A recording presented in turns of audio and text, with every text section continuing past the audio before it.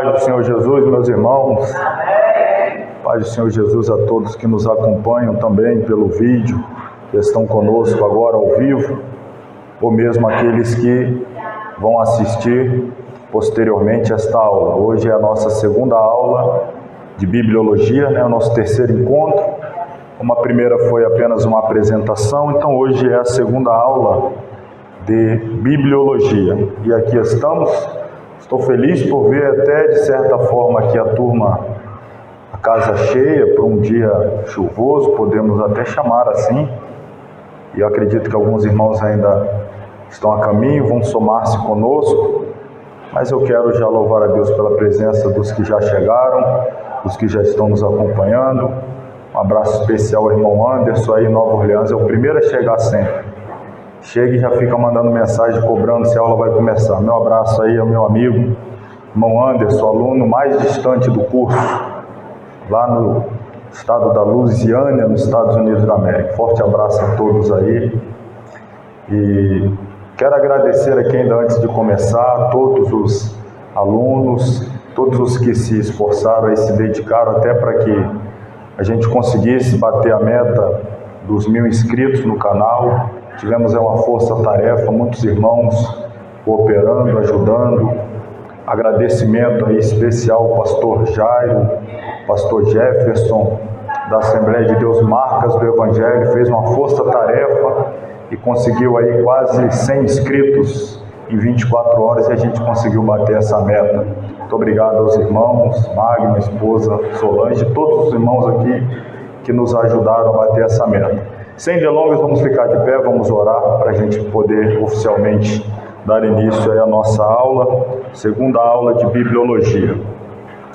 Querido Deus, eterno Pai, nós te louvamos na noite deste dia, pelo privilégio que o Senhor nos dá de mais uma vez na sua casa estarmos reunidos para podermos estudar a tua palavra e aprender mais e mais de ti.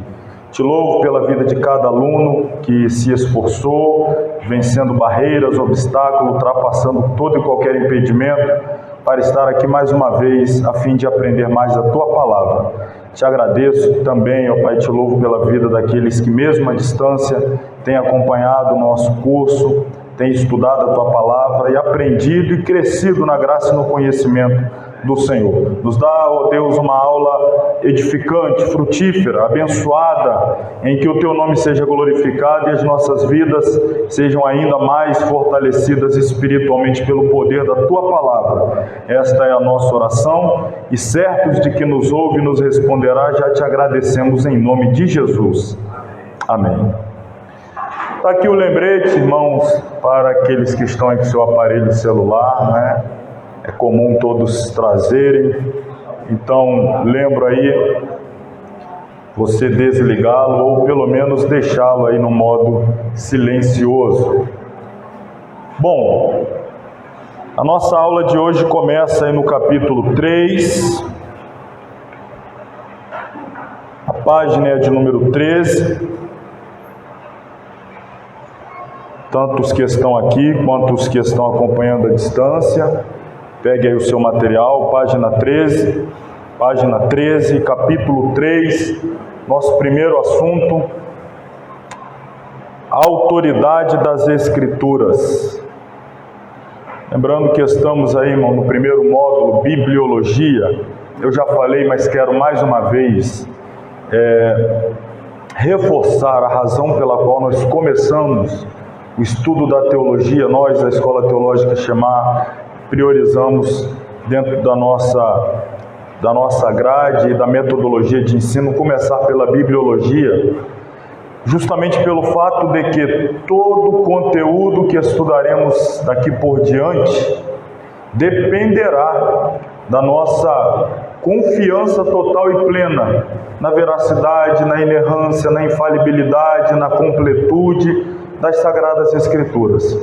Quando nós estudarmos, e logo estudaremos a doutrina de Deus, tudo que nós estudaremos acerca de Deus está baseado nos registros da Bíblia. Quando estudarmos Cristologia, a doutrina do Senhor Jesus Cristo, tudo que nós estudarmos acerca de Cristo está baseado nas Sagradas Escrituras.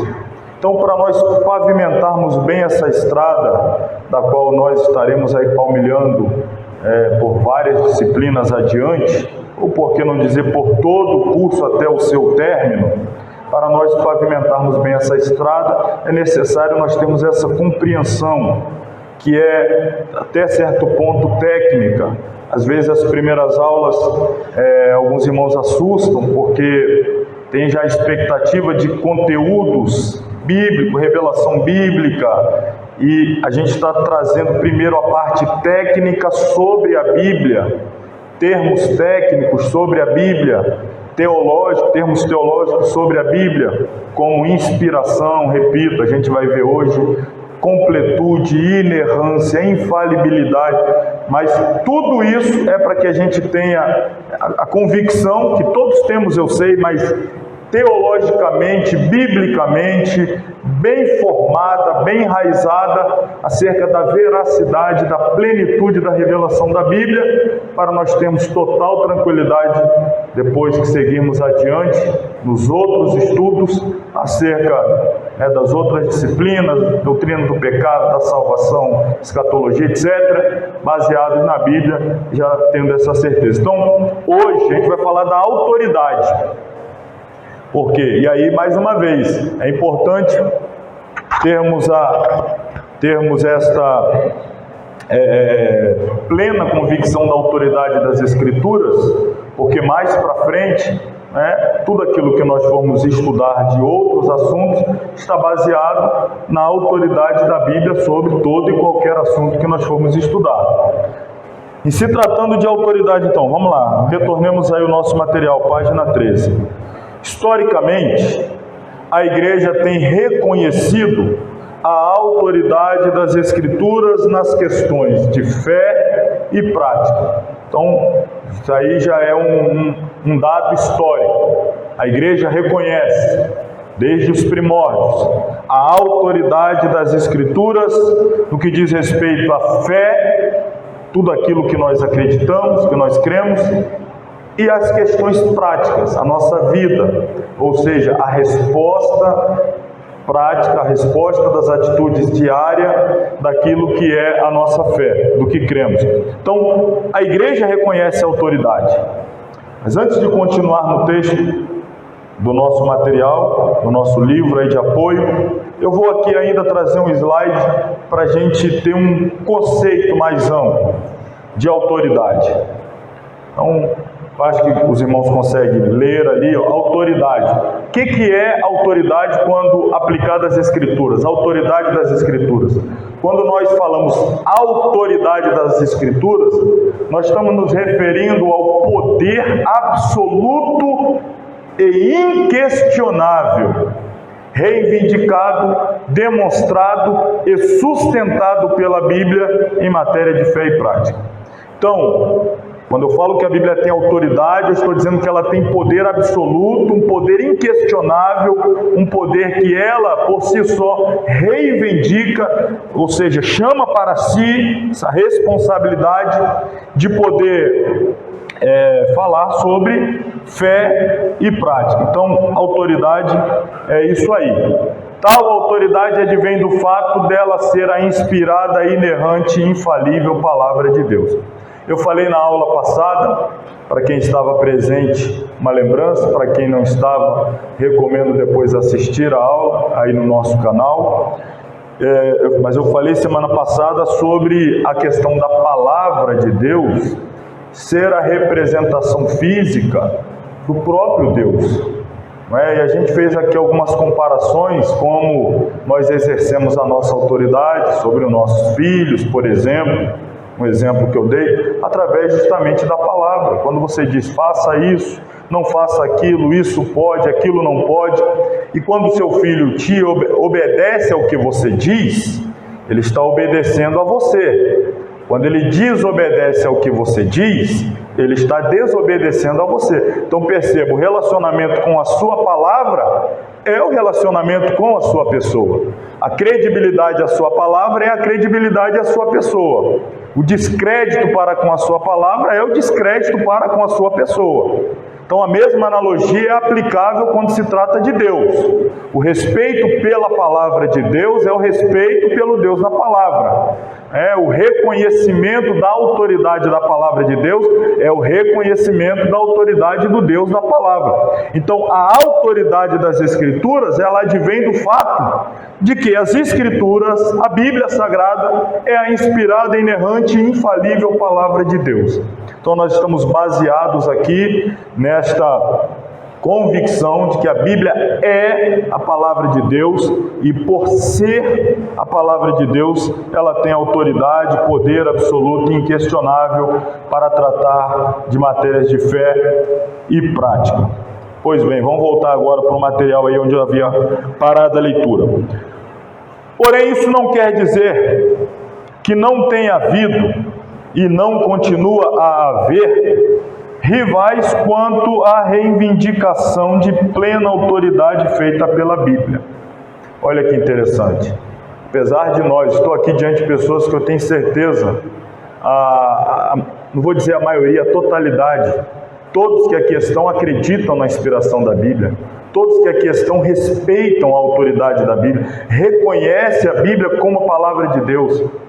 Mas o fato de eu e você, que aqui estamos nessa noite, ou quem está acompanhando essa aula, o fato de nós termos essa consciência, não significa que não existam aqueles que ataquem, que tentem desacreditar da autoridade das Escrituras. E quando falo isso, não estou falando no mundo, tá? Isso tem acontecido, infelizmente, no nosso meio, até no meio evangélico. Em algumas escolas, academias teológicas, infelizmente, a autoridade da Bíblia tem sido atacada por pastores, por líderes, e isso é importante que se saiba. Esses rivais, continuando aí o texto, tendem a subordinar ou a qualificar a autoridade das Escrituras, ou mesmo igualar-se a ela. O primeiro rival, a tradição oral.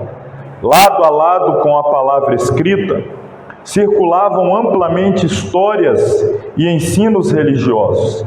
A transmissão oral, todavia, independentemente de qual seja o tópico, acha-se sujeita à alteração, ao desenvolvimento, às mudanças e às distorções. As Escrituras forneciam um padrão, um ponto de referência para a palavra oral. Por isso, estando a tradição oral de acordo com as Escrituras, reflete a autoridade delas. Quando, porém, se desvia da palavra escrita, a sua autoridade o quê? O que eu estou dizendo com esse parágrafo aqui, com o final desse parágrafo? A palavra oral, a palavra não é oral, dita, tem a palavra escrita e tem a falada, oral, verbalizada. Quando eu, Márcio, prego e a minha pregação está em plena concordância com as Escrituras, então existe autoridade no que eu prego. Mas quando o que eu prego está em discordância com as Escrituras permanecem e a minha autoridade desaparece. Ou seja, a palavra oral, a mensagem, a pregação, ela tem autoridade quando ela está embasada, quando ela está de acordo, quando ela está fundamentada nas Sagradas Escrituras. Mas se houver essa dissociação, se a Bíblia for por um lado e a palavra oral, a pregação, o ensinamento de uma pessoa for para outro lado, fique com a Bíblia. Seja quem for, seja eu, seja quem for. A igreja deve ficar sempre com as Escrituras. Mais uma vez eu digo, isso parece óbvio para todos nós, mas irmãos, as grandes seitas e heresias, elas surgiram e arregimentaram milhões de pessoas, porque o fundador, o pregador, o ensinador, o líder daquela dada seita, dada instituição religiosa, ele conseguiu angariar para si, atrair para si a confiança das pessoas a um nível superior à confiança delas na Bíblia. E aí as pessoas seguem cegamente alguns homens, a ponto de acreditar mais no que estes dizem do que a Bíblia. Parece absurdo, irmãos, mas as grandes seitas e heresias são formadas por milhões de membros que eram das nossas igrejas. Não foram arregimentados aí do mundão do pecado, alguns, mas a esmagadora maioria saiu do meio de nós. A esmagadora maioria que estão servindo aí, não a Deus, mas a líderes em seitas, heresias, saíram do meio de nós. Por quê? Porque o dado líder pregava a Bíblia. A palavra dele é a Bíblia, a palavra dele é a Bíblia. Chegou um momento que conflitou, a palavra dele é a Bíblia, e os liderados ficaram com ele. E ele saiu, rompeu, abriu a sua igreja lá, abriu sua instituição, e o povo vai atrás. Então isso precisa ficar cada vez mais entendido, irmão. Acontecia na época de Jesus, a gente vai começar por lá, acontecia nos dias de Moisés, pessoas tentavam desacreditar da revelação que Deus deu a Moisés e confrontá-lo dizendo que recebiam revelações tal qual Moisés recebia, e aí entrava em choque. Um grupo preferia acreditar, por exemplo, Coré, Datã e Abirão, ao invés da revelação que Deus deu a Moisés, e ele registrou e ele escreveu. Então isso não é coisa que não acontece, acontece desde que o mundo é mundo, podemos dizer, e vai continuar acontecendo até o arrebatamento da igreja. Por isso eu preciso trazer esse alerta. Nós precisamos mais do que nunca estar enraizado nas Escrituras, a ponto de discernir, inclusive, quando alguém que começa dentro da Bíblia e por alguma razão se afasta da Bíblia, a gente continuar com a Bíblia. Então isso é importante. Vamos seguir aí, ainda na página 13. Esta era a grande diferença entre a autoridade de Jesus e a falta de autoridade dos escribas. Os escribas que se ocupavam do ensino eram chamados de rabis ou rabinos. Jesus ensinava com autoridade e não como os escribas do povo. Quem tem vindo aqui às terças-feiras, no nosso culto de ensino, estamos aí há 3 terças-feiras falando sobre isso, contrastando a autoridade de Jesus, a doutrina de Jesus, com a dos escribas e fariseus. E aqui nós vamos mais uma vez perceber aonde que havia o choque, aonde que havia o conflito entre a autoridade suposta, autoridade pseudo, falsa autoridade dos escribas e a genuína autoridade de Jesus. Os escribas se dedicaram a ensinar baseado nos comentários da lei e vieram a ser peritos, doutores e intérpretes da lei. Esses comentários, tornaram-se o alicerce da Mishnah e do Talmud. Isso aí, já vamos começar a nos habituar com os nomes um pouco diferentes, mas de vez em quando vocês vão ouvir. Mishnah e Talmud. Todavia, a lei oral não tem o mesmo valor, tampouco a mesma autoridade que as Escrituras. No Sermão do Monte, Jesus contrapunha o que foi dito, lei oral, com o que ele dizia: ouviste o que foi dito aos antigos? Eu, porém, vos digo. Vamos falar um pouco mais sobre isso aqui. Conflito de autoridades. Estamos falando de autoridade das Escrituras, hein? E aqui estamos percebendo um conflito de autoridades.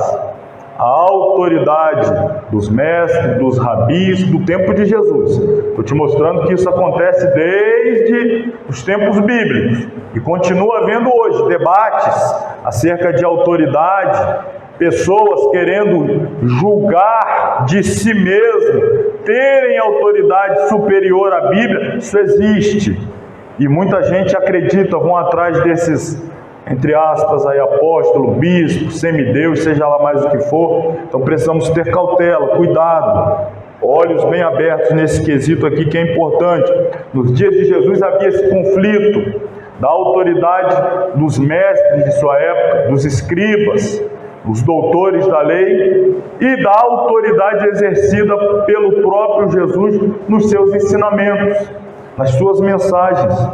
E aí a gente pegou aqui duas expressões, que para alguns aqui talvez seja totalmente nova: Mishnah e Talmud. Vamos aí no rodapé, vamos dar uma olhadinha aí no rodapé, que aí eu trago aí as notinhas de rodapé, o significado de Mishnah e também o significado de Talmud. Aí eu vou voltar no assunto depois que nós entendemos o que significa Mishnah e o que significa o Talmud. Mishnah é uma palavra hebraica que significa instrução, repetição, ensinamento. Mishnah é uma palavra hebraica que tem por significado instrução, repetição e ensinamento. Na nota de rodapé eu coloquei: Mishnah é a lei oral dos judeus que foi passada de geração a geração, verbalmente de pai para filho. Então, aqui é lei oral, verbal, pai para filho, uma instrução, um ensinamento, repetição, porque era repetido de geração para geração, pai para filho, que vai para o neto, bisneto, e assim, transmitindo de geração a geração. Então, segundo a tradição judaica, olha aqui esse slide. Segundo a tradição judaica, isto não está na Bíblia, isto é tradição judaica, segundo eles, Moisés recebera de Deus, além da Torá. O que é a Torá? A Torá é a lei escrita. Torá é aquilo que nós chamamos de Pentateuco. Torá é Gênesis, Êxodo, Levítico, Número e Deuteronômio. Os hebreus chamam de Torá, lei. Nós chamamos de Pentateuco, que é uma expressão grega, mas para você saber. Então, para os judeus, segundo a tradição, além da Torá, que está registrado que Deus entregou a Moisés e ele escreveu, mas para os judeus, segundo a tradição, além da Torá, Deus também entregou a Moisés uma série de normas orais, as quais foram passadas de pai para filho. Eu não estou afirmando isso, tá, irmãos? Estou dizendo que há uma tradição judaica que acredita assim. Não posso dizer para você se é verdade ou se não é, mas eu posso dizer que os judeus acreditam nisso. Eles acreditam que Deus deu a Moisés a Torá e ordenou a Moisés que escrevesse. Ele escreveu. Está aqui, os 5 primeiros livros da Bíblia. Todos nós temos acesso. Mas os judeus, quem sabe naquele sentimento racial de querer sempre se sentir superior, eles tinham por tradição dizer que Deus tinha dado a Moisés, além da escrita, que foi algo que se popularizou, todos nós podemos ter acesso, mas eles dizem, não, além da escrita, Deus entregou a Moisés uma lei oral, para ele transmitir, e nós passarmos adiante de pai para filho, mas não está registrado, não está escrito, é uma tradição oral. A esta tradição oral, eles chamam de Mishnah. Mishnah é essa transmissão oral, que era passada de um para o outro. Assim, o que os judeus fizeram? Puseram a Mishnah, a lei oral, num patamar de igualdade com as escrituras sagradas. Por quê? Porque eles, segundo a tradição deles, diziam, a origem tanto da nossa tradição oral quanto da revelação escrita, a origem é Deus. Segundo eles, foi Deus que entregou a Moisés a Torá e ele escreveu, mas foi Deus que entregou a Moisés também a tradição oral, que não foi registrada, foi transmitida, mas a fonte também é Deus. E aí o que aconteceu então? Eles puseram em pé de igualdade a lei oral, a tradição oral com a lei escrita. Isso é perigoso, hein? Aqui começa a raiz do perigo. Quando você pega a palavra falada e a compara, a equipara, a nivela com a palavra escrita. Vamos aqui o outro conceito. Aliás, desculpa aqui antes de... Aí no nosso rodapé. Talmud. O que é o Talmud? Talmud consistia em duas partes. A Mishnah, ou seja, lei oral, e a Gemara. Surgiu uma outra palavra aí, Gemara, que eram os comentários da Mishnah. Deixa eu explicar mais isso aqui para vocês. Eu sei que é muita informação, mas Bom que fica filmado, registrado, vocês vão vendo depois de novo, anota com calma. Eu já disse, para quem está chegando agora, pode tirar foto, pode copiar, para depois você digerir com mais calma. A gente precisa ser, às vezes, mais rápido, dinâmico aqui, mas as informações que hoje assustam, ao longo do curso, por falar bastante, depois vocês acostumam. Então vamos lá, Mishnah, Gemara e Talmud. Vou fazer uma comparação aqui que vai ficar fácil, você não vai esquecer mais. Eu vou comparar a Mishnah, embora seja uma tradição oral, mas eu vou compará-la aqui a título mesmo de exemplificação e para facilitar a compreensão. Eu vou compará-la com a Bíblia, texto escrito. A Mishnah, estou comparando ela aqui com a Bíblia. Quem tem em casa algum comentário bíblico, um livro de comentário bíblico? Tem aqui algum irmão que tem, outro tem. Vou citar aqui alguns: comentário bíblico Bico, comentário bíblico Wisby, comentário bíblico Champin, novo comentário da Bíblia. Tem vários. Comentário bíblico Moody, comentários da Bíblia de Spurgeon. Tem vários livros que comentam a Bíblia. Não são a Bíblia, são comentários da Bíblia. Então você tem, por exemplo, a Mishnah, estou fazendo aqui a comparação. É como se a Mishnah é o texto bíblico. A Gemara é o comentário do texto bíblico. E aí alguém teve uma ideia de juntar os dois. Pegar a Mishnah, a Gemara, juntar e fazer um terceiro volume chamado Talmud, tendo tanto a lei oral quanto o comentário da lei oral. Sabe o que nós chamaríamos isso? Bíblia de estudo. Quem tem Bíblia de estudo? Na Bíblia de estudo você tem o texto bíblico e você tem os comentários do texto bíblico, né? Então você tem em um volume o texto bíblico, o comentário do texto bíblico, e aí formou-se esse terceiro volume que nós chamamos de Bíblia de estudo. Então o Talmud é isso, é a tradição oral, Mishnah, o comentário da tradição oral, a Gemara, e aí fizeram então o Talmud. O que isso me interessa aqui? Está dando essa volta toda, professor, onde você vai chegar com isso? O que eu quero chegar é o seguinte: os escribas do tempo de Jesus, eles simplesmente dispensaram a Bíblia, a lei escrita, e eles se especializaram no Talmud, que é a tradição oral e os comentários da tradição oral. Eles se transformaram em mestres nisso. Eles eram exímios intérpretes desta tradição oral e dos seus comentários, portanto o Talmud. E era assim que eles ensinavam o povo. Então percebe, irmãos, eles não alimentavam o povo com a palavra escrita, mas eles alimentavam o povo com uma suposta revelação extra que Deus tinha dado a Moisés e Moisés havia transmitido a eles. Isso está muito próximo da nossa realidade, irmão. Tem muita gente alimentando a igreja não com o que está escrito, mas com supostas revelações que eles teriam recebido de Deus. Isso é sério. Quando a tal revelação encontra respaldo bíblico, merece até um voto de crédito. Quando a tal revelação está completamente contrária à Bíblia, não merece um pingo de crédito de quem quer que seja. Merece no mínimo o nosso desprezo. Você tem que entender isso, porque desde sempre houve, continua havendo e haverá uma guerra contra a palavra de Deus. Tentar colocar ela de lado e substituí-la por outras ideologias, filosofias, revelações, coaching, técnicas empresariais na igreja, por aí vai. Sempre houveram e continuarão havendo substitutos, tentativas de substituir a palavra de Deus na igreja. Então eu estou aqui trazendo esse alerta, talvez até me estendendo um pouco mais do que deveria, mas por causa do senso de preocupação, de lhe falar sobre aquilo que de fato tem e deve continuar tendo autoridade sobre a igreja. É a palavra escrita. É a palavra escrita. A igreja deve estar submetida a esta autoridade e não qualquer outra aí que se apresente como tal. E aí é onde entra esta batalha de Jesus e os escribas.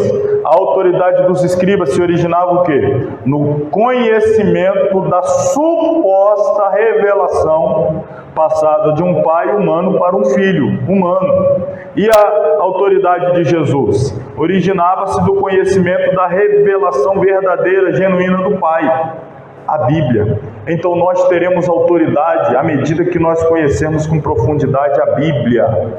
A autoridade do servo de Deus, ela está associada à própria autoridade que da Bíblia emana. Jesus, ele era totalmente escriturístico. Jesus era totalmente comprometido com a palavra. Ora, ele era a própria palavra, a palavra encarnada. Então, por isso ele tinha total autoridade. Mas ele lidava com pessoas que não respeitavam a autoridade das Escrituras e diziam ter uma outra autoridade de uma suposta. Irmãos, tomemos cuidado, viu? Estou trazendo isso aqui, como disse, talvez me estendi um pouco mais, mas para chamar a sua atenção. Eu acho importante, é tempo da gente estar atento a essas questões.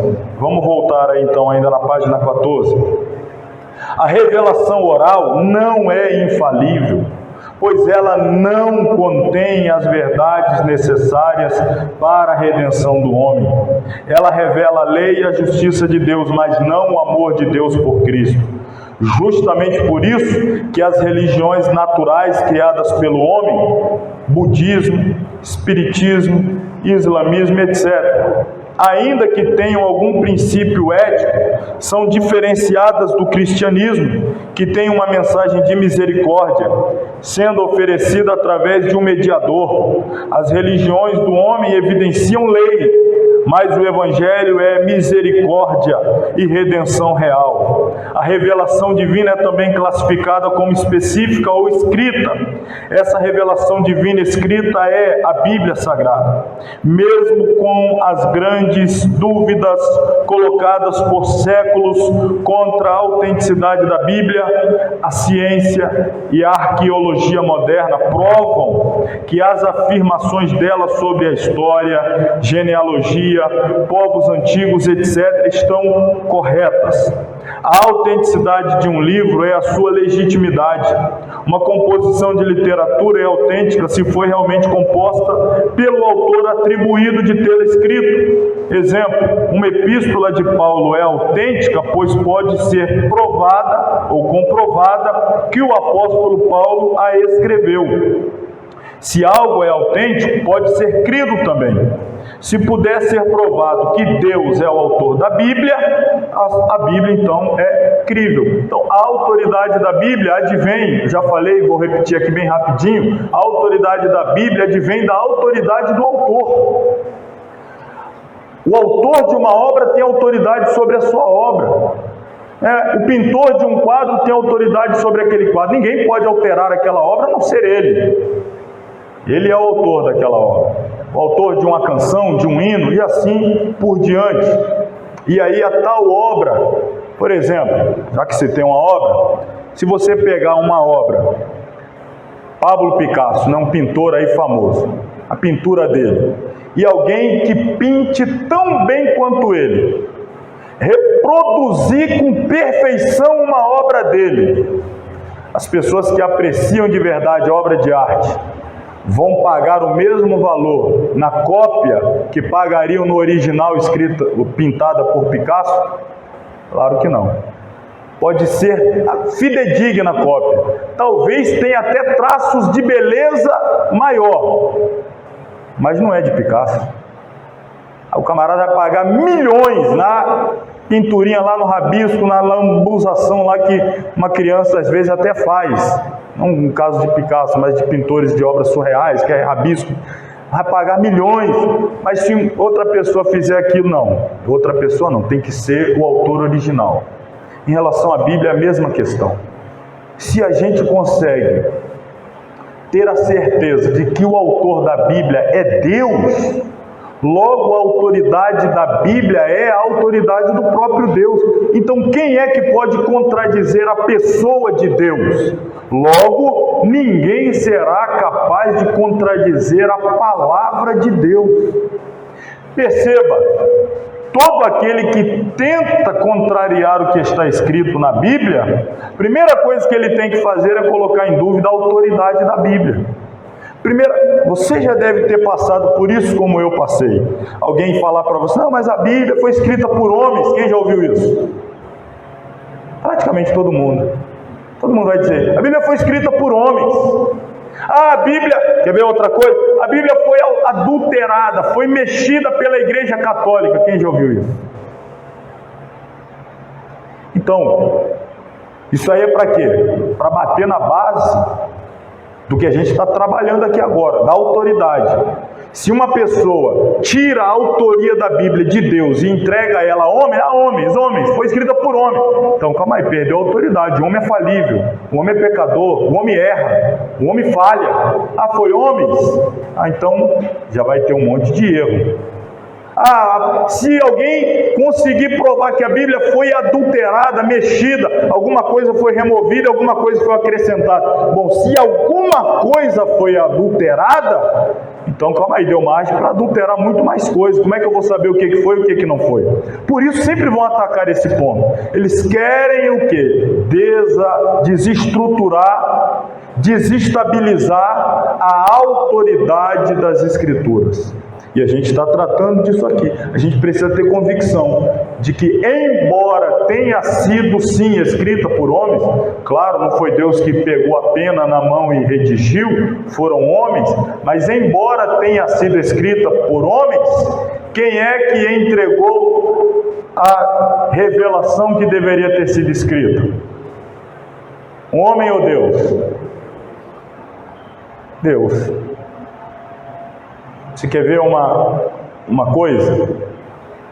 Hoje é muito comum a gente ter registros escritos, nem tão escritos, né? Hoje é digitado, mas às vezes um presidente de uma empresa, ele vai preparar um documento, às vezes ele vai apenas ditar, tem outra pessoa que vai digitar, que vai lá usar as teclas para digitar, mas ele está apenas digitando o que alguém está ditando. Se eu perguntar quem é o autor do documento, o que digitou ou o que ditou? Está na dúvida aí? De quem é a autoria? Se eu falar assim, escreve um documento aí, eu, Márcio, CPF tal, a pessoa vai digitando, aí no final, quem é que assina? Eu ou é a pessoa? Você está falando? Quem é a autoria daquele documento? Então, essa é a questão. Foi escrita por homem, sim. Mas quem é o autor? Quem é o inspirador? Quem é que entregou este documento? Quem foi que revelou o que aqui está registrado? É nisso, irmão, que nós precisamos estar firmados. Eu sei que parece que eu estou chovendo no molhado, mas eu estou diante de uma turma hoje de iniciantes em teologia, daqui a pouco teólogos. Você vai deparar-se constantemente com pessoas te questionando esses termos: autoridade, inerrância, infalibilidade, completude, e eu preciso preparar você para ter argumentos. Não, a Bíblia é infalível, porque o autor é infalível, o autor é Deus. Foi escrita por homem, sim, foi escrita por homem, mas quem inspirou foi Deus. Ah, mas homens alteraram, não alteraram, porque ela está completa. São esses os termos técnicos que a gente está trabalhando, mas que é fundamental para todo estudante da Bíblia, para poder pregar a Bíblia, defender a Bíblia, fazer a apologia, que é a defesa da fé, e poder combater as heresias que tentam, antes de tudo, descredibilizar a autoridade das Escrituras. Então, irmãos, é um pouco técnico, mas você precisa desse conhecimento, precisa dessa firmeza como teólogo. Então, vamos lá. Já que estamos falando da Bíblia, para dar uma quebradinha aqui, eu preparei isso aqui agora até para dar uma... Está meio pesado aqui, vamos dizer, o assunto. Então vamos trazer aqui uma curiosidade para ficar mais leve. Uma curiosidade sobre a Bíblia. Vamos ver quem é capaz de responder isso aqui, ó. Seguinte questão. Quem de vocês sabe quantas vezes aparece aqui dentro, né? Aqui dentro do texto bíblico, dentro da Bíblia, a palavra Bíblia?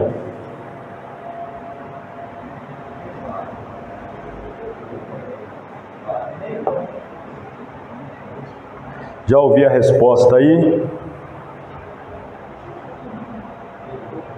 Nenhuma. Não existe nenhuma vez dentro da Bíblia a palavra Bíblia, a não ser na capa. A não ser na capa aqui, a capa, contracapa e tal. Estou falando do Gênesis 1 ao Apocalipse 22. Dentro do texto bíblico, a palavra Bíblia não aparece nenhuma vez. Por quê? Trazendo aqui uma curiosidade rápida para a gente voltar para os termos mais... Só para você respirar um pouco, hein? Falei semana passada, a Bíblia é uma palavra que não aparece na Bíblia. Esse nome consta apenas na capa, mas não vemos dentro do volume sagrado. Foi aplicado por João Crisóstomo, grande pregador e reformador de Constantinopla, entre 398 a 404 da nossa era. A palavra Bíblia é uma palavra derivada do latim, com origem na palavra grega biblion, falei isso, né? Que significa livro, portanto a palavra Bíblia é plural de biblion, significa livros. Aqui, Bíblia significa biblioteca, livros.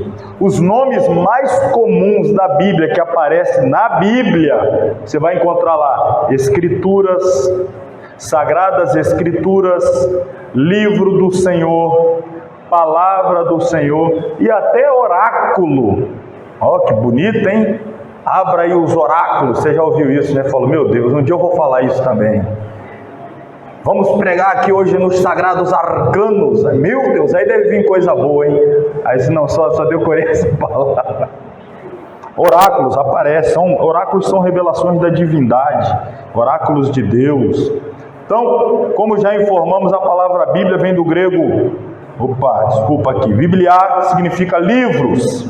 No caso da Bíblia, livros sagrados. A expressão Bíblia é puramente eclesiológica. O que é isso? Eclésia, igreja. Ou seja, uma expressão que nós usamos, a igreja usa. Foi usada pela primeira vez, já falamos aí, quando, onde, por quem, né? 398, 404, em Constantinopla, por João Crisóstomo. Provas da autoridade da Bíblia. Vamos lá. Vamos voltar no nosso texto aqui, ó. Provas da autoridade da Bíblia. Aí abaixo, aí, quando está assim, ó. Assim, as provas da autoridade da Bíblia, como a perfeita palavra de Deus são. Trouxe duas provas. Se alguém perguntar, mas a Bíblia foi escrita por onde? Aliás, 3 provas, né? Na outra página tem mais uma. 3 provas da autoridade da Bíblia. Vamos falá-las aqui para a gente poder ir para o nosso intervalo. Primeira prova. Qual é a primeira? Pode ter absoluta certeza, irmãos. Homem nenhum seria capaz de produzir um texto com tamanha profundidade. A profundidade das Sagradas Escrituras atestam, confirmam, comprovam que o autor não é humano. A profundidade dela nos remete à convicção de que a origem dela é divina. Depois, quer ver uma coisa?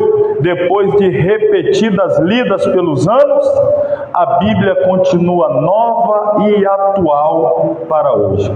Conquanto os escritos de meros homens nos fatigam e tornam-se desatualizados.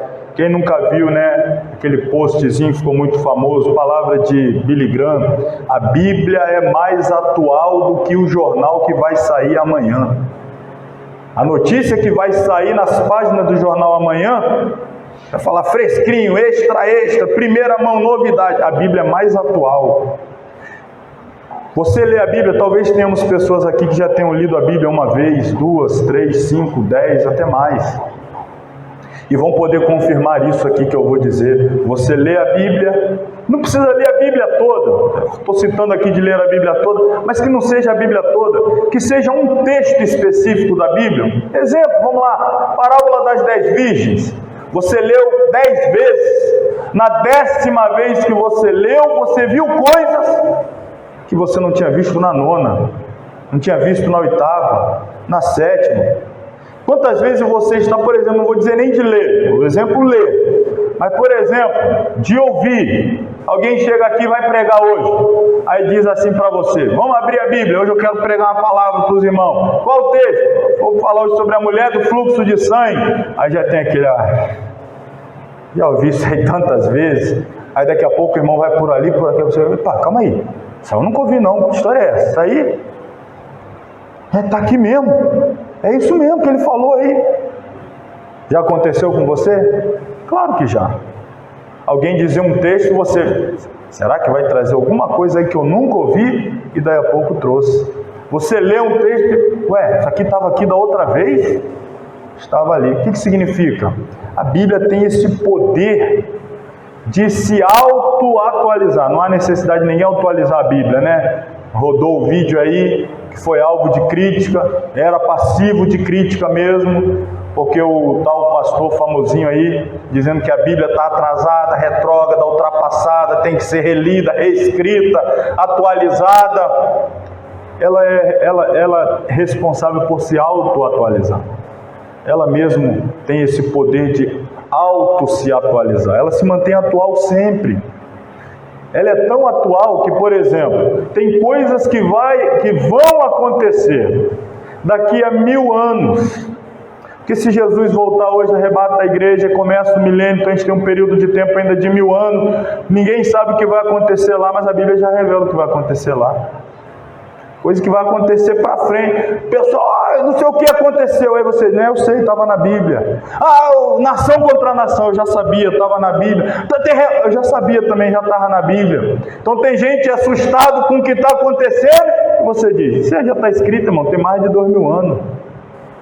Isso não é livro de homens. Então, a primeira prova que eu estou aqui apresentando de atualidade da Bíblia, de autoridade da Bíblia, é o que? A sua profundidade do seu conteúdo. Esse é o primeiro. Está aí, ó. Segundo, a sua incomparável concisão. O que é concisão? Concisão é quando você consegue resumir determinados assuntos sem extrair a sua qualidade, sem remover o coração, a essência. E a Bíblia ela tem uma extraordinária concisão. Embora muitos achem um livro longo, né, extenso, muitos tentam ler ela toda e às vezes não conseguem. Por falar nisso, um parênteses, nós estamos aqui na igreja fazendo a leitura. Hoje entramos no livro de Josué, encerramos o Pentateuco. Você que é aluno, chegou agora, puxa, perdi a leitura. Todo ano nós fazemos, compartilhamos a Bíblia toda com comentário. Brevemente você vai poder participar também e ter o privilégio de ler a Bíblia toda.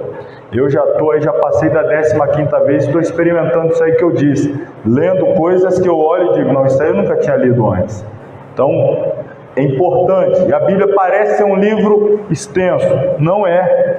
É resumido, até demais.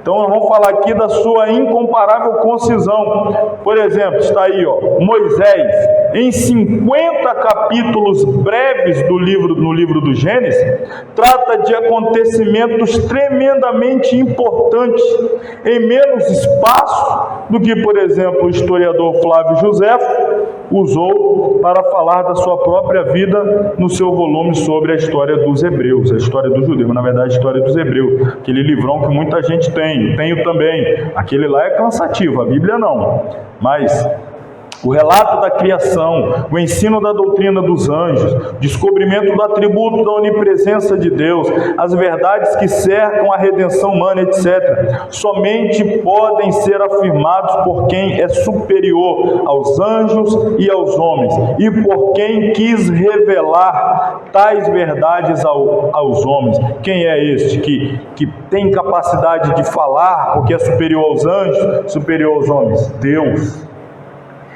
Então, você lê o livro do Gênesis, para falar da criação do mundo, do universo, Moisés usou ali 2 capítulos. Do homem, mais 1 capítulo. A queda, mais 1 capítulo. Ou seja, conciso, objetivo.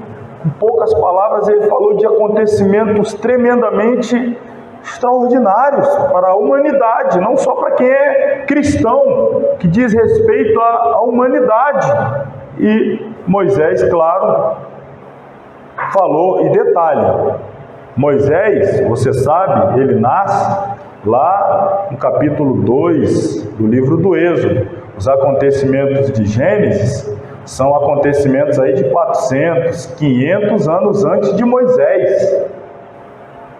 Quem foi que disse para Moisés aquilo que aconteceu ali? Quem foi que Moisés escreveu lá? Ele escreveu lá: disse Deus, haja luz. Quem foi que disse para Moisés que Deus disse haja luz? Moisés estava lá quando Deus disse haja luz? Moisés estava lá quando Deus disse façamos o homem a nossa imagem, conforme a nossa semelhança? Moisés estava lá? Então ele recebeu isso de quem? De Deus. Então olha a autoria aí, olha a autoridade. Quem escreveu foi Moisés. Mas quem revelou isso para Moisés? Deus. Então mais uma prova aí da autoria. Então, irmão, olha aí, autoria, autoridade. Autoria, autoridade. Se eu sou o autor, eu tenho autoridade sobre a obra. Se nós provamos, estamos aqui provando que Deus é o autor da Bíblia, então a Bíblia tem autoridade por conta da pessoa do autor. Estou mostrando isso aqui para vocês, isso é importante. Terceiro, para a gente fechar, terceira prova que eu trago aqui é da autoridade. A unidade maravilhosa contida na Bíblia atesta a verdade de que ela é uma revelação divina. Unidade, irmãos, não existe nenhum outro livro que seria capaz de ter essa unidade que a Bíblia tem. Do que eu estou falando? Olha aí. A Bíblia contém quase toda forma de literatura, isto é, nós temos na Bíblia história, registros de fatos, acontecimentos históricos. Nós temos na Bíblia biografia, que é o registro da vida de alguém. Nós temos contos, nós temos dramas, argumentos, poesia, sátira, canto. Temos vários tipos de literatura na Bíblia. Foi escrita em 3 línguas. Quem sabe quais são, ou quais foram as línguas que a Bíblia foram originalmente escritas? Hebraico, aramaico e grego. 3 idiomas: hebraico, o aramaico e o grego. Que mais? Olha aqui, ó. Por quantos autores humanos? 40. Irmão, se você pegar 2, 3, é difícil não ter contradição. Com 2, 3, 40, e não haver contradição. Parece que Deus pegou Moisés, o escritor do primeiro livro, e o João lá do Apocalipse, o último, e toda a turma reuniu numa mesa os 40 autores para eles escrever sem haver choque com o que um disse. O que eu digo não pode contradizer o que você diz, não pode haver choque, não pode haver conflito. Irmãos, não houve isso, é claro que não houve. Mas o que inspecionou, o que supervisionou, o que Moisés estava escrevendo, também supervisionou o que João estava escrevendo na ilha de Patmos. Ele teve o cuidado de não permitir contradição entre o escrito de Moisés e o de João. Estou pegando Moisés e João para mostrar aqui, Gênesis e Apocalipse. Mas em nenhum dos outros 38, além de Moisés e João, não há contradições. Nem, por exemplo, o que é mais inacreditável, assim, humanamente falando, meramente do ponto de vista humano. 4 livros do Evangelho de Jesus Cristo. Não há contradição entre o que Mateus diz, o que Marcos diz, o que Lucas diz e o que João diz. Dos 4, 2 conviveram com Jesus, 2 não. Quem era discípulo de Jesus dos 4? Primeiro e último, o Mateus e o João. Esses eram discípulos. Mateus era o Levi, que teve o nome mudado para Mateus, e João. Marcos era primo de Barnabé, possivelmente primo sobrinho. Ele tinha um parentesco também longínquo, acredita-se, com Pedro. O evangelho que ele escreveu, de Marcos, na verdade, são os registros das informações obtidas de Pedro. Isso aqui já são assuntos de lá, mas eu estou trazendo aqui só por curiosidade. E Lucas? E o Lucas? Lucas se converteu pelo ministério do apóstolo Paulo. E depois ele faz um apanhado, um levantamento. Quando ele escreve o evangelho, ele diz, ele foi buscando informações com as testemunhas oculares. Aliás, diga-se de passagem, Lucas é o único não judeu que escreveu a Bíblia. Todos os outros 39 eram descendentes de Abraão. Lucas era grego mesmo, de nascimento e origem. É o único não judeu, tá? De todos os autores. Então, a fonte de informação de Mateus era uma, a fonte de informação de Marcos era outra, a fonte de informação de Lucas era outra, a de João era outra, mas não há contradição. Isso aí é mais uma forma de atestar, né, de comprovar a autoridade divina, a autoria também divina das Sagradas Escrituras. Outro detalhe aí, ó, foi escrito 3 línguas, 40 autores que viveram em 3 continentes diferentes, irmãos. Existem partes da Bíblia narradas a partir do continente europeu, Grécia, Roma, Europa. Existe parte da Bíblia que diz respeito ao continente asiático. Quando você pega lá Babilônia, Assíria, isso é hoje onde está lá, como é que chama? Irã, Iraque, ali já está na entrada da Ásia. Quando você pega partes da Bíblia que aconteceram, por exemplo, no Egito, Egito já é continente africano. Então você tem 3 continentes, Europa, Ásia e África. Cultura completamente diferente. Olha aqui o intervalo. Seu processo de compilação durou quanto tempo? Cerca de... o primeiro livro até o último livro, um intervalo de 1.600 anos. Então pense, irmãos, 1.600 anos de diferença entre o primeiro e o último autor. 3 continentes, 3 idiomas, 40 autores, um livro. Podemos chamar assim, embora são 66, mas pela unidade do conteúdo, um livro só poderia ser divino.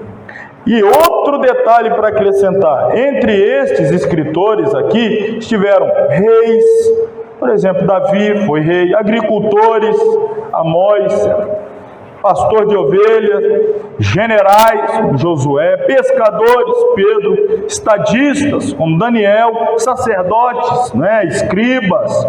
Você vê pessoas de classe social diferente, cultura diferente, formação diferente, coletor de impostos, doutor, pessoa rica, pessoa pobre, citadino, ou seja, pessoas que viviam na cidade, camponeses, pessoas que viviam no campo, tocando assim todas as experiências da vida. Irmão, a gente tem um livro que tem biografia, que tem contos, que tem poesia, que tem história, 40 autores, 3 continentes, 1.600 anos de diferença, pessoas de diversas camadas da sociedade, com todo tipo de cultura, com diversos tipos de condição social e uma unidade. Só tem uma explicação. A origem desse livro é Deus. Porque o Deus de Moisés era o Deus de João, o Deus do rico era o Deus do pobre, o Deus do sacerdote era o Deus do camponês, o Deus de 1.600 anos atrás era o Deus de 1.600 anos depois, o Deus que fala em hebraico, fala aramaico, fala grego. O único que é o fio condutor, vamos dizer assim, a espinha dorsal de tudo isso, é Deus. Pode dar glória a Deus, tá, irmão? Não perde ponto na prova, não. Se eu der glória a Deus, o pastor vai tirar ponto depois na prova. Não, tiro não, pode dar glória a Deus. É para dar glória a Deus mesmo. Tem que ser muito ímpio para não perceber. Você percebe que o que eu estou dizendo aqui? Não estou exigindo nem fé. Eu preciso crer. Não, você precisa ser inteligente. O ímpio, se ele for inteligente, você não vai apelar para a fé do ímpio. Apele para a inteligência mínima que ele tiver. E ele vai ter que confessar. Deus está nesse negócio aí, esse livro é de Deus mesmo, e é o livro de Deus. Finalmente, visto que está mais do que evidenciada a autoridade das Escrituras, todos os homens Todos os homens devem se esforçar por conhecê-la. Está aqui, botei. O homem sábio fará tudo o que puder para estabelecer a sua vida, pautar a sua vida, guiar a sua vida onde? Na revelação pela qual ele vai ser julgado no fim do mundo. Então, o homem sábio vai pesar a sua Bíblia, a sua vida, nessa balança aqui, que é a balança com a qual ele será julgado no fim do mundo. Amém? Terminamos aqui a primeira parte da aula, tratando de autoridade. Vamos para o intervalo, irmão, mas volta, tá? Porque depois o assunto é esse aqui, inspiração das Sagradas Escrituras. Vamos entender como se deu o processo de inspiração. Como é que Deus inspirou os escritores humanos a redigirem o livro sagrado. Amém? Então vamos lá, são 9h30 agora, 8h30, perdão, 10 minutinhos, entre 8h40 e 8h45, retornaremos para a segunda parte da aula. Vocês aí, vá para o lanche de vocês também e voltem, tá? Hoje ainda não estamos fazendo a transmissão ao vivo direto pelo canal do YouTube, mas se Deus quiser, na próxima semana e dela por diante, estaremos transmitindo também ao vivo direto do canal da Escola Teológica Shema no YouTube. Espero que todos já sejam inscritos. Quem não é ainda, se inscreve lá, que além das aulas, estamos apresentando ali conteúdos, dica de livro, mensagem devocional para abençoar os irmãos. Mas vamos lá, a maioria já está de volta. Vamos retomar aí na página 17, capítulo 4. Nosso assunto agora é a inspiração das Sagradas Escrituras. Paulo, escrevendo a sua segunda epístola a Timóteo, no capítulo 3, versículo 16, ele diz: toda a Escritura divinamente inspirada é proveitosa para ensinar, para redarguir, para corrigir, para instruir em justiça.